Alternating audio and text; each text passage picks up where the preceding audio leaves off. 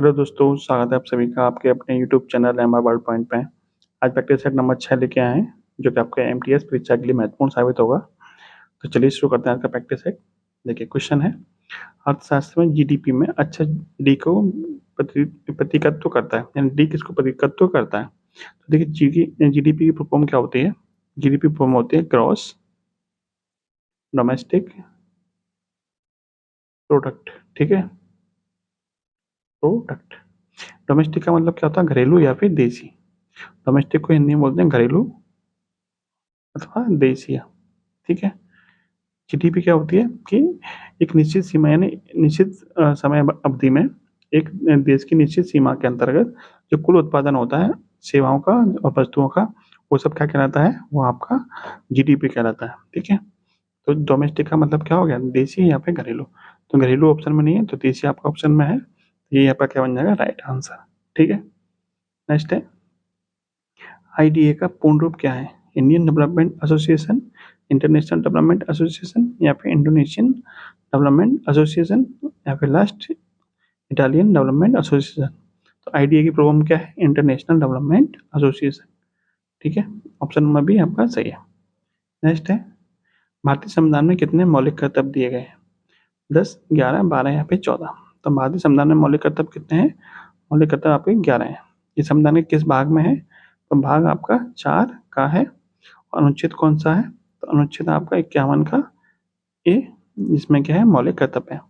यदि आपसे पूछा जाए कि जो मौलिक कर्तव्य हैं आपके, वो किस समिति की सिफारिश पर जोड़े गए थे, तो समिति का नाम था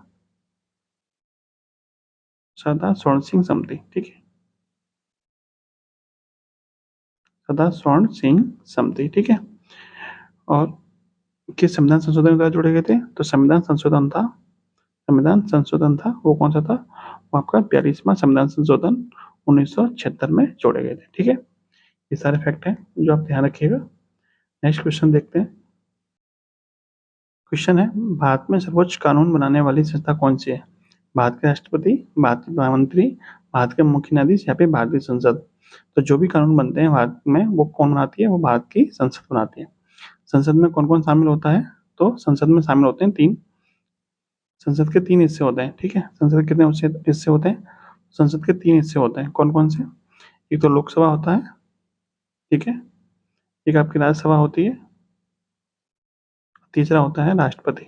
ठीक है, इन तीनों को मिलकर बनती है आपकी संसद। कोई भी कानून पारित होना होता है तो इन तीनों से ही पारित होना होता है। ठीक है। नेक्स्ट है, गौतम बुद्ध ने अपना पहला उपदेश कहाँ दिया था।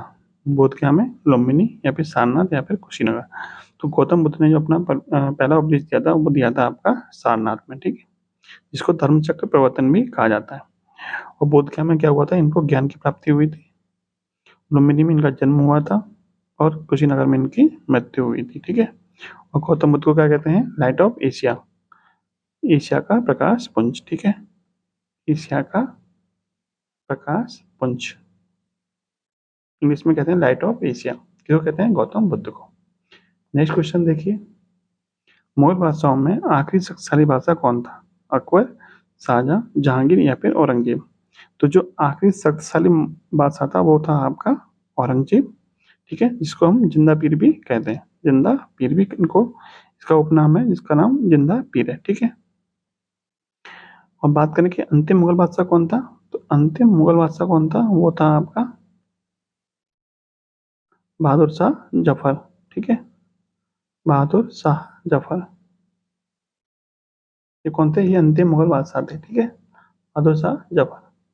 नेक्स्ट प्रश्न देखिए, किस वर्ष में मुस्लिम लीग ने देश के मध्योत्तर तथा पूर्वी क्षेत्रों में मुसलमानों के लिए स्वतंत्र राज्यों की मांग करते हुए एक प्रस्ताव जारी किया था। 1920 में, 1930 में, 1935 या फिर 1940 में। तो जो मुस्लिम लीग ने प्रस्ताव जारी किया था वो 1940 में किया था। ठीक है, जिसको अगस्त प्रस्ताव भी कहा जाता है, अगस्त प्रस्ताव भी कहा जाता है। ठीक है। नेक्स्ट क्वेश्चन है, पूरी पृथ्वी पर किस तिथि को रात एवं दिन बराबर होते हैं, यानी दिन रात बराबर कब कब होते हैं। तो दिन रात बराबर कब होते हैं, कोई ऑप्शन है आपके 21 मार्च 23 जुलाई, 21 जुलाई 23 सितंबर, 21 मार्च 23 सितंबर, या फिर 22 दिसंबर 21 मार्च। तो जो दिन रात बराबर होते हैं आपके, वो होते हैं आपके 21 मार्च और 23 सितंबर को। Option number C. सबसे बड़ा दिन कब होता है? तो सबसे बड़ा दिन होता है, सबसे बड़ा दिन वो होता है आपका 21 जून को, इसको हम युवा दिवस के रूप में भी मनाते हैं। और सबसे छोटा दिन कब होता है? तो सबसे छोटा दिन होता है आपका 22 दिसंबर को। ठीक है,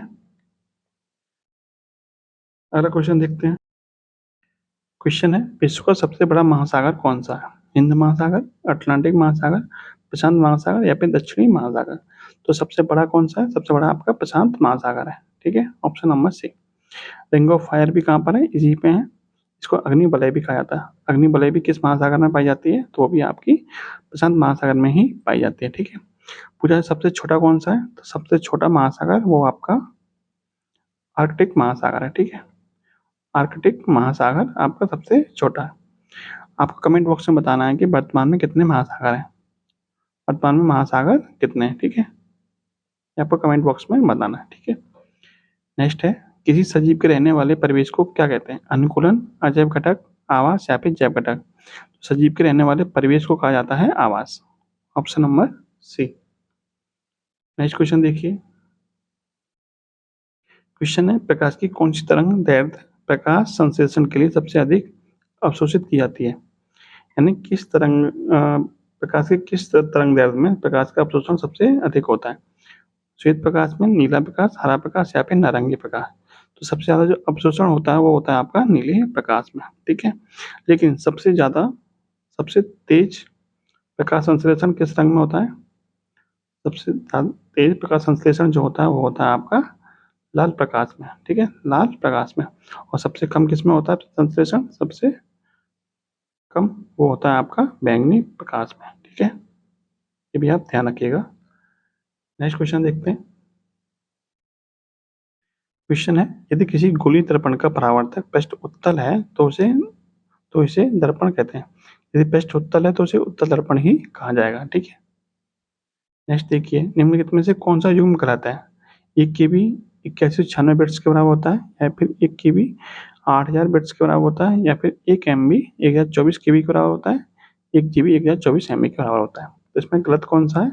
तो देखिए, गलत आपका ये वाला है, 1 KB 8196 बिट्स के बराबर नहीं होता, बल्कि 8000 बिट्स के बराबर होता है। ठीक है, बाकी 1 MB में 1024 KB होता है और 1 GB में 1024 MB होता है। ठीक है, नेक्स्ट है, धातुएं सामान्यतः निर्मित करती हैं क्षारीय ऑक्साइड, अम्लीय ऑक्साइड, उदासीन ऑक्साइड। तो धातुएं सामान्यतः कैसे ऑक्साइड बनाती हैं? तो धातुएं सामान्यतः आपके क्षारीय ऑक्साइड का निर्माण करती हैं। ठीक है, अगला प्रश्न देखते हैं। इलेक्ट्रॉन का पूर्ण प्रभार होता है, यानी इलेक्ट्रॉन का आपको आवेश बताना है कितना होता है। ऑप्शन है 1.1 इंटू 10⁻27 कूलम, 1.6 इंटू 10⁻14 कूलम, या फिर 1.6 इंटू 10⁻⁻19, या फिर 6.0 इंटू 10⁻⁻24। तो जो इलेक्ट्रॉन पर चार्ज होता है वो कितना होता है? 1.6 इंटू 10⁻⁻19 कूलम इस पर चार्ज होता है। ठीक है, इलेक्ट्रॉन पर ऋणात्मक होता है और प्रोटॉन पर पॉजिटिव होता है, दोनों पर समान ही होता है चार्ज। ठीक है, क्वेश्चन देखिए। नेक्स्ट क्वेश्चन क्या है, रक्त का थक्का जमाने के लिए आवश्यक थ्रोम्बोप्लास्टिन का स्रावण कौन करता है? मोनोसाइट, लिम्फोसाइट, एरिथ्रोसाइट या फिर प्लेटलेट्स?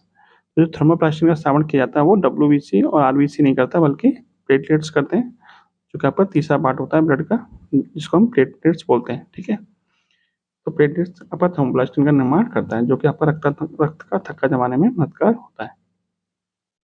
अगला प्रश्न देखिए। फ्लोएम सतह प्रभावित होता है कार्बोहाइड्रेट स्रोत से कार्बोहाइड्रेट कुंड तक, कार्बोहाइड्रेट कुंड से कार्बोहाइड्रेट स्रोत तक, जड़ से पत्तियों तक, या फिर तने से पत्तियों तक? जो फ्लोएम क्या होता है? एक प्रकार का ऊतक होता है जो पौधों में पाया जाता है। ठीक है, ऊतक ऊतक होता है जो पौधों में आपका पाया जाता है। इसका काम क्या होता है? जो पत्तियों द्वारा खाना बना होता है उसको पौधे के विभिन्न भागों तक पहुंचाने का काम होता है फ्लोएम ऊतक का। तो तने से लेकर पत्तियों तक किसका क्या होता है? प्रवाह होता है। ठीक है, तने से लेकर पत्तियों तक, ऑप्शन नंबर डी। नेक्स्ट है, DNA का दोहरी पेंचदार संरचना यानी डबल हेलिक्स मॉडल किसने दिया था?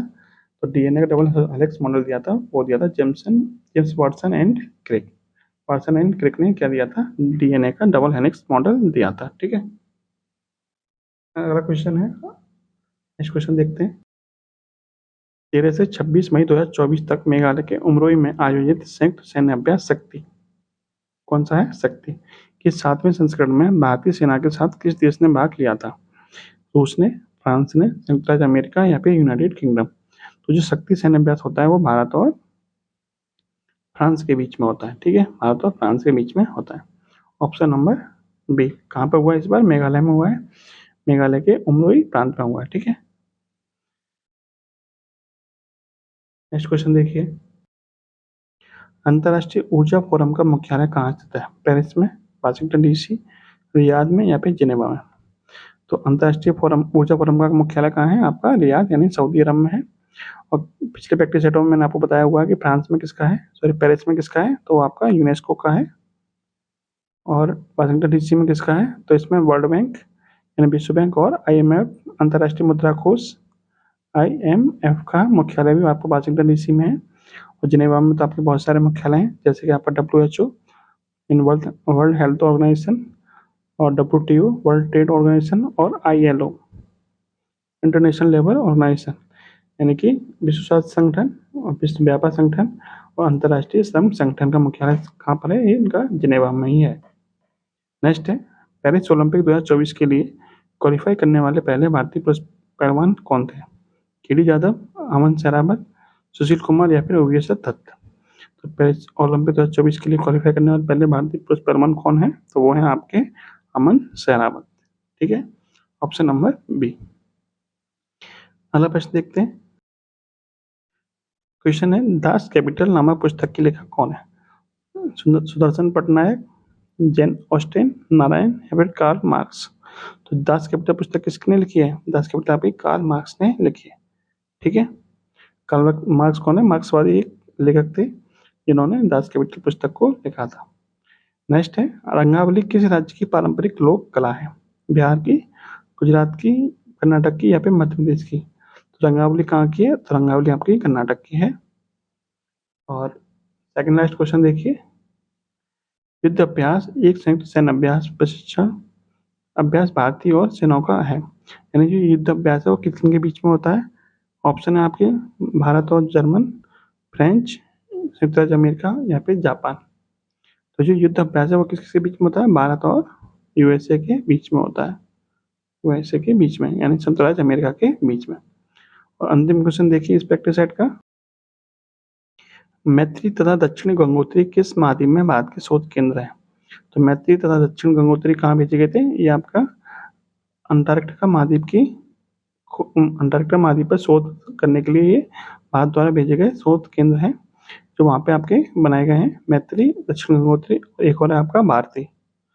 3 वहाँ पे आपके क्या है? शोध केंद्र है, जो कि आपके अंटार्कटिका महाद्वीप पर भेजे गए। अंटार्कटिका महाद्वीप को श्वेत महाद्वीप भी कहा जाता है। ठीक है, श्वेत महाद्वीप। तो ये था आज का प्रैक्टिस सेट नंबर 6। वीडियो आपको कैसी लगी कमेंट बॉक्स में जरूर बताना। जय हिंद, जय भारत।